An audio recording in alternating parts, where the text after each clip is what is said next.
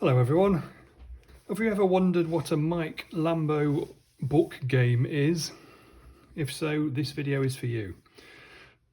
Or maybe more to the point, what it isn't. I think some people are quite unfamiliar with this concept and therefore tend to have a guess at what might be in there. So first of all, a couple of things which these books are not. Okay, firstly, they are not like these games. I'm sure everybody's had a go at this kind of game. This is a book by Steve Jackson, who also wrote a lot of these, I think, with Ian Livingstone. And these were very popular, particularly back in the sort of 80s. That's when I first got to know them. And there are now loads and loads of different types of this sort of game available all over the place. And you know, they're really good. They've serve a purpose. They're great fun. They've been developed by other people, as I say, to be perhaps more advanced than they were originally. But the basic concept remains that you kind of you read a paragraph and then you make a decision and you turn to the relevant page and then you read on and so on, and you sort of build your own adventure, or choose your own adventure, as they're often called. Okay, so it's not that.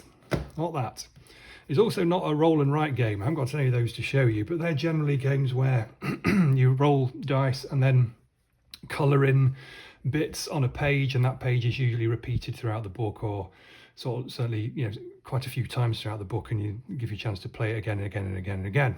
And again, you know, some really good versions of roll and write games, some real classics out there. And you know, a lot of them are great fun, and again, they've got their place and they serve a purpose well. So you know, they're roll and writes. These are not roll and writes. Okay, so what are these games? These games are basically war games in a book. Okay, so you can see there, for example, in Fields of Normandy, there is a map on which you might place some counters of some kind and then move them around. And I should say these books do lay flat, just I've got a pile of books under there. So you just give them a good push, as I've explained in a previous video, and you can put your units on there. And then you move them around, and yes, there are dice. You provide your own dice. Obviously, the book doesn't come with counters and dice. The book just comes as a book, but you can use any old counters on here. And you usually need a handful of dice or so, depending on which game you're playing, and you roll the dice, and then you get to choose different actions and different things you can do with those dice. You'll be moving units around, as I say. You'll be facing off against enemy units, all of whom are all of which are controlled by the book system itself. So I'm reluctant to say it's like a full boxed war game, but it's more like that than it is like this. You know, it's more like a boxed war game in a book. You know, in this one, for example, there are 15 missions to have a go at, all different, and you know, they are more or less infinitely replayable. I mean, obviously, I know that's crazy, because eventually everyone gets, you know, sick of something and moves on to the next thing. That's human nature, isn't it? But you can certainly, you know, replay most of these missions several times, particularly the latter ones in this book. Okay, my books do tend to come with a counter sheet in the back, which you can cut out. So here's the last page, and cut it out and mount it onto card and make the counters, which are then good for moving around on here. But I say you don't have to do any sort of cubes or counters from other games, or I've seen people use coins, miniatures, all kinds of stuff, you know. And there are, at the moment, time of making this video, there are 9 books in my series. They're all different. Okay, so yeah, this is Battles of Normandy. Slightly confusing name, admittedly, with hindsight. Fields of Normandy Battles, but it is a totally different game. You can see the maps are different. And again, there are 8 missions in there, all different. Ghosts of the Jungle is about Vietnam. Again, see, totally different game. This one has 8. This one has 12 missions in there to have a go at. Again, all replayable, all involve moving. This one, not many, but I'm moving a few counters around again, and rolling dice and seeing what you can do. And there are enemies on there you have to deal with, and so on. Battles of Medieval Britain, and there are 12 of these. Again, all different on there. You can see good variety of different maps and battles covered. Beaches for the Brave is a slightly more simple game. I think this is probably the most alike a roll and write, but still not a roll and write. You know, generally put counters at the bottom here and move them up. You can play all these games with pen and pencil, but that's not how they're, well, they are designed to be played like that, but probably not to write in the book itself, because they say you only get one copy of each mission, and they are supposed to be replayed, and they certainly are replayable, especially in this one, because they're hard, so you'll need to replay them quite a few times before you defeat each one and move on. But the idea is, the best thing to do is just either photocopy that page and put it on top of there next to the rules, or put an acetate or something over and use a pen in that way. But again, for a lot of them like this one, you literally need 6 counters at the bottom here and 1 counter at the top here, and that's it, and a few dice. So you could use small coins, as I say, or wooden cubes or whatever. Race to Bastogne, again, we've got 12 missions in there, all different. And again, it's back to hex and counter style wargaming.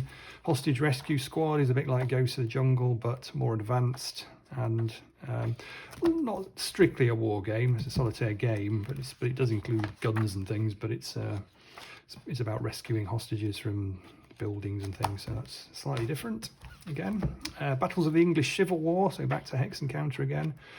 And so some of these look similar. Like this looks like Battles of Medieval Britain. It does play quite differently, so you are getting a different experience with each book that you might choose to have a go at. And Assault on Vimy Ridge, probably the most complex of my books to date.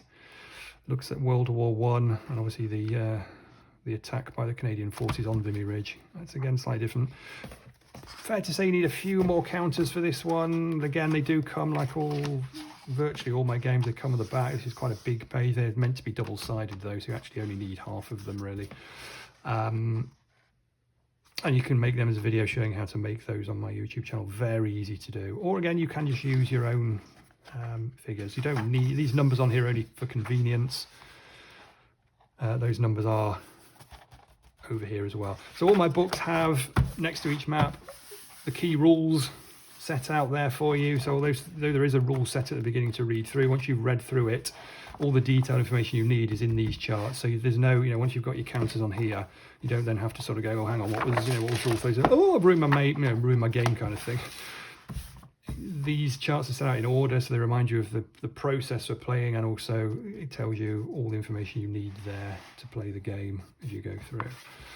Okay, so that's for Vimy Ridge. Again, there are 12 different missions in that book.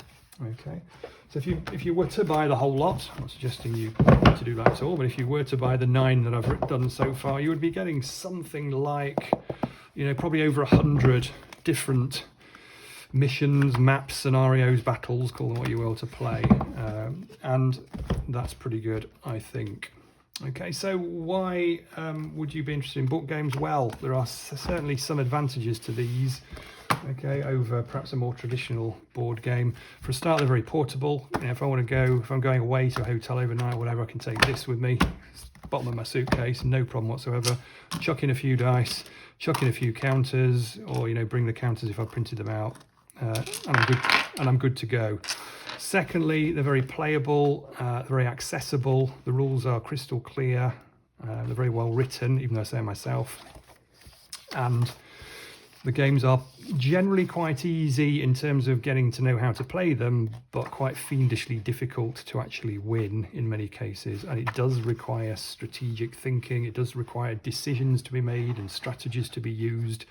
I say this is not a roll and write where you just roll the dice and colour in bits and move them up or whatever. You have to think about what you're doing, and you have to work out how to beat the particular AI or artificial intelligence in the book you are playing. Okay, but they are very accessible. They're great for people who are new to war games, who want to try war games for the first time. They're also good for people who don't have lots of time to set up, to spend sort of 40 minutes setting a war game up and then 4 or 5 hours playing it and then another half an hour putting it all away again. There's none of that with these. These are all playable within an hour, some sort of less than that by some distance. Okay, so half hour to an hour for most of these missions in most of these books.